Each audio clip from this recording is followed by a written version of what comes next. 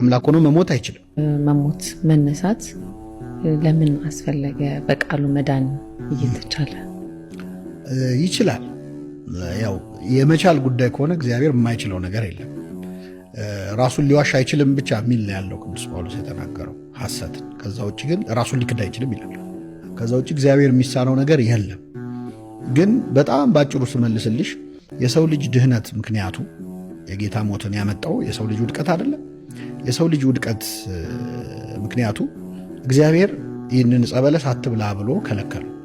ዕፀ በለሱ የተለየ ዛፍ ሆኖ ምግቡ የሚያጓጓ ሆኖ ምናምን አይደለም። ባጭሩ ምንድነው? እግዚአብሔር ሲፈጥረን ሁሉን ነገር ለኛ አሟልቶ ሰጥቶ ነው መጨረሻ ላይ ነው ሰውን የፈጠረው። ፈጥሮ ለኛ ያለውን ፍቅር አሳየ። አሁን ፍቅሩን በተራ ማሳየት የማፋንታ ነው፣ የሰው ፋንታ ነው። ሰው ደግሞ ለእግዚአብሔር ሊሰጠው የሚችል የእግዚአብሔር ያልሆነ ምንም ነገር የለም። ሁሉም የሱ ራሳችንም የሱ ነው። ስለዚህ አንድ ነገር ብቻ ነው እኛ እግዚአብሔርን እንደምናመልከው በፈቃዳችን እንደወደድነው እንደምንከተለው ማሳያ አንድ መንገድ መታዘዝ። ስለዚህ እችን ለማሳየት እችን ዛፍ አትብላ አሉ። ዛፏ ምንም ስለሆነች አይደለም። ዕፀ በለስ ፈረንጆቹ አፕል ነው ብለውን ተስማምተና ሙዝ ሊሆን ይችላል፣ ፓፓያ ሊሆን ይችላል። ምንም ማተር አያደርግም ነው። ልክ እንደ ምርጫ ሳጥን ታውቂያለሽ? ምርጫ ምን ከትበት ሰው ስንመርጥ ምርጫ ሳጥኑ ምንም የሚያመጣው ለውጥ የለም አይደል? የኛ ምርጫ ነው። ስለዚህ ዕፀ በለስ ማለት ሰው እግዚአብሔርን አመልካለሁ ወይስ አላመልክም የሚለውን ለመምረጥ የምርጫ ሳጥኑ ነው። ስለዚህ የተወሰነ ጊዜ ታገሰ ሰው። ከዛ በኋላ በላ፣ ከክብሩ ወደቀ። ይሞት ሞት ትሞታለህ ተብሎ ነበር። አሁን ይኸውልሽ እግዚአብሔር ሁለት ነገሮች ያስጨነቁት ይላል ዘ ዲቫይን ዳይላማ ብሎ ቅዱስ አትናቴዎስ ሐዋርያዊ የሚባለው አባት ኦን ዘ ኢንካርኔሽን ወይም በእንተ ሥጋዌ ስለ አምላክ ሰው መሆን የጻፈው ድርሳን ላይ ምን ይላል? ዘ ዲቫይን ዳይላማ መጣ ማለት እግዚአብሔር አሁን ካጠፋችሁ ቀጣችኋለሁ ብሏል አይደል? ቀጣችኋለሁ ብሎ በቃ ብያለሁ ልቅጣቸው፣ እንደቀጣቸው በዛው ይቅሩ ይጥፉ እንዳይል አዘነል፣ አሳዘን። ምንም ቢሆን ፍጠረኝ ሳይለኝ ፈጥሬዋለሁና ብሎ አዘንለት ይላል። ፍጠረን ብለን አይደለም የተፈጠረው። ስለዚህ አዘነልን እንደ አባትነቱ እንደ ፈጣሪነቱ።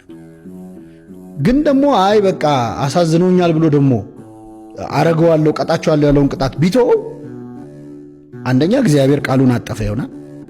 ሁለተኛ ሰውም ከዛ በኋላ አይሰማው። እግዚአብሔር የሆነ ነገር ካረክ እንዲያረጋለሁ ቢለው ያንንም ትቶልኛል ይህንንም ይተውልኛል ብሎ ከዚህ በኋላም አይታዘዝም። ስለዚህ ሁለት ነገሮች አስጨነቁት እግዚአብሔር። ፈጽሞ እንዳይምረን